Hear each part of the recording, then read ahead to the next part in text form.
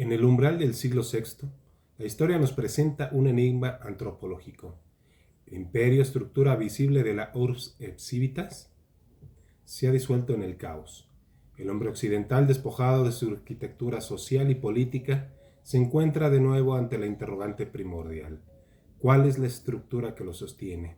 ¿Cómo se construye la imagen de Dios en el alma cuando el cuerpo social y cultural yace en ruinas? Este video no se centra en la mera biografía, sino en la revelación vocacional que emerge del colapso.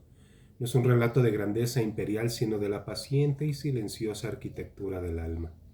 La pregunta clave no es ¿qué se perdió?, sino ¿qué permaneció?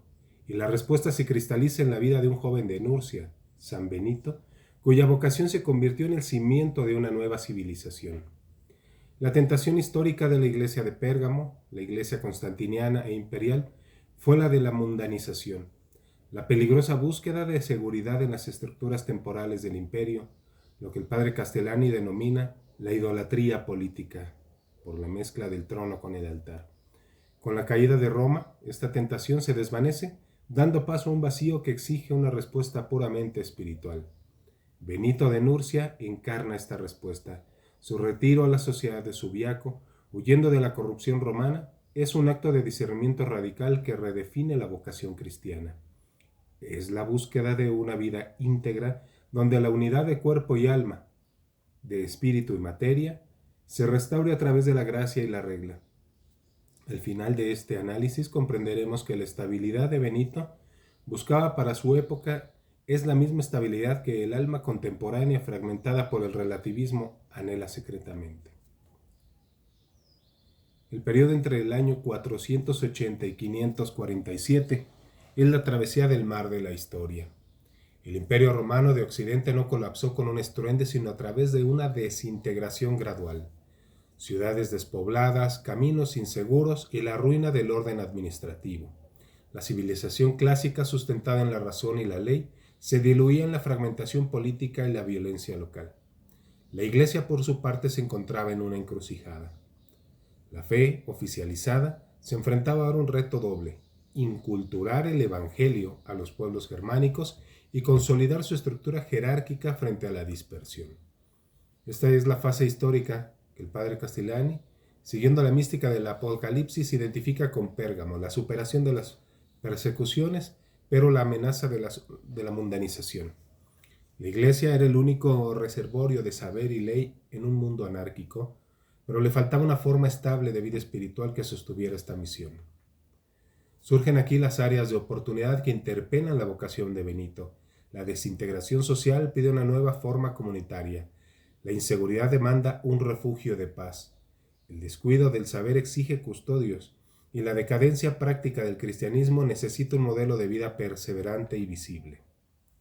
Doctrinalmente, la contribución de Benito es una respuesta patrística. Su regla, o instrumento in laboris para la santidad, es una síntesis profunda de la sabiduría de los padres, Casiano y San Agustín, adaptada a las necesidades latinas.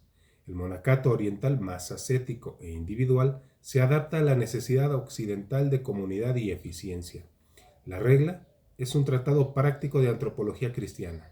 El hombre, unidad de cuerpo y alma, no se salva solamente rezando, sino trabajando con las manos, ora et labora, integrando así la corporalidad y la razón a la respuesta vocacional total. El trabajo redimido de su pena se convierte en un acto de colaboración creativa con Dios, transformando el mundo y el alma. El llamado de San Benito no es un evento místico sin anclaje, sino una profunda desilusión vocacional ante la falsedad. Enviado a Roma para estudiar, el joven Benito de Nurcia, de familia acomodada, percibe la decadencia moral como un corrosivo del alma. Su posterior retiro a Subiaco, para vivir como ermitaño, no es una huida del mundo, sino una búsqueda radical de la verdadera humanitas, la que solo se encuentra cuando el alma se confronta con Dios en el silencio. Este es su punto de inflexión: el llamado a establecer una vida equilibrada entre la soledad contemplativa y la necesidad comunitaria.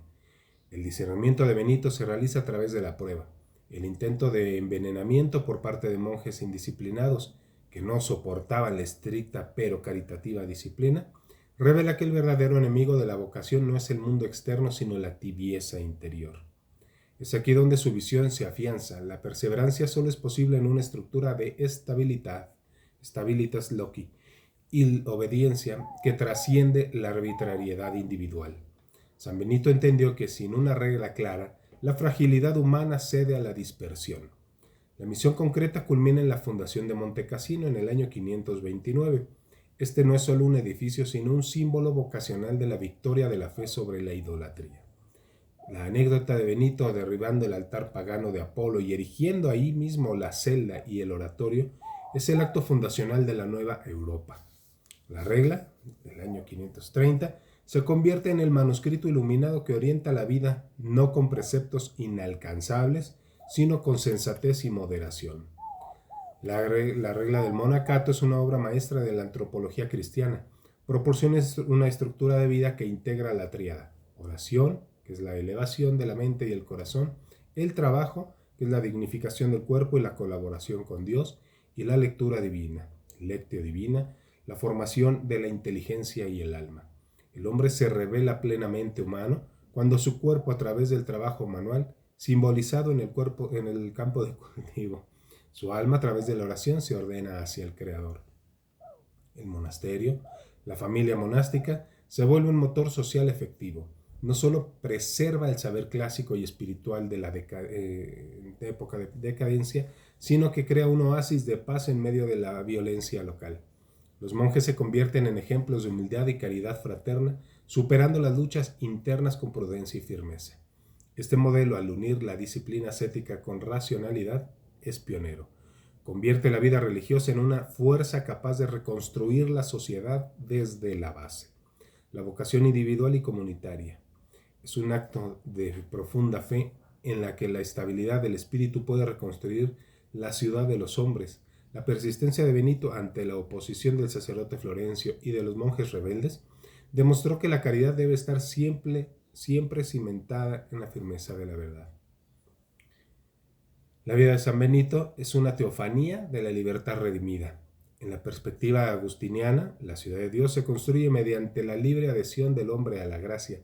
La vocación benedictina es precisamente esa, una respuesta libre y total a Dios que se traduce en un compromiso de vida, la estabilidad, la disciplina. En un mundo desarraigado, la estabilidad es un concepto revolucionario. No es inmovilidad física, sino perseverancia en la voluntad de Dios, que nos llama a salir de la vida cómoda hacia una misión que requiere estabilidad y perseverancia. El monje benedictino, al prometer estabilidad, obediencia y conversión de costumbres, se compromete a una militancia espiritual constante. Esta es la integración crucial entre vocación, libertad y gracia. La gracia llama, la libertad responde y la vocación se vive en la perseverancia. La regla se convierte en un instrumento de la teología de la historia. En el colapso del poder temporal, Benito demostró que el verdadero poder reside en la vida interior ordenada. La disciplina monástica, la obediencia al abad, que hace las veces de Cristo en el monasterio, y la humildad son los contrapoderes del desorden mundano. La obediencia es el camino seguro para el cielo, porque someter la voluntad propia a una regla y a un otro es el antídoto contra el amor desordenado a sí mismo, que San Agustín identificó como la ciudad terrena. La enseñanza del santo es atemporal. Para el creyente actual, fragmentado por la velocidad y la dispersión digital, la vida benedictina ofrece la pregunta de discernimiento: ¿cómo puedo equilibrar mis esfuerzos espirituales con mis responsabilidades diarias y laborales? La fórmula ora et labora es la respuesta no solo para el monje, sino para todo bautizado. Es la síntesis de una antropología integral que rechaza la dicotomía entre lo sagrado y lo profano, entre lo espiritual y lo corporal. La vida espiritual no es un escape de la realidad, sino la transformación de la realidad. El trabajo manual, al igual que la oración, es un acto de culto. El campo de cultivo y la biblioteca son extensiones del oratorio. San Benito nos enseña que el cristianismo es, ante todo, un arte de vivir. Su legado es llamado a la acción, a la vida consagrada, pero también a laicos y sacerdotes que buscan equilibrio entre oración, trabajo y vida familiar. El monacato no fue una evasión, sino una evangelización cultural profunda que salvó a Europa y que hoy inspira una vida de servicio a Dios y a la comunidad con fundamento doctrinal. Reflexionemos. Isabel, Miki, hemos navegado por la crisis y el colapso y hemos descubierto que la respuesta a la desintegración se encuentra en la ordenación interior del hombre. La verdad que intuíamos desde el inicio, que el orden exterior es reflejo del orden interior, ha sido iluminada por la regla. El legado de San Benito es la enseñanza moral de la humildad y la obediencia fraterna como cimiento de paz. La culminación de la vida benedictina es la caridad familiar, expresada en la frase, cito textualmente, que nuestra comunidad sea como una familia donde todos se amen y se ayuden. Cierro cita. En el corazón de la disciplina no hay rigorismo, sino amor. El monje se convierte en un hombre íntegro porque su obediencia y humildad lo liberan del ego para poder amar. La vocación es, en esencia, la arquitectura de la caridad. La caritas, la forma más elevada de amor, que es el motor que permite la estabilidad. Solo cuando hay amor, el compromiso persevera a pesar de las asperezas de la convivencia y de las pruebas del camino. La caridad integra las virtudes, haciendo que la comunidad monástica sea auténtica familia en Cristo.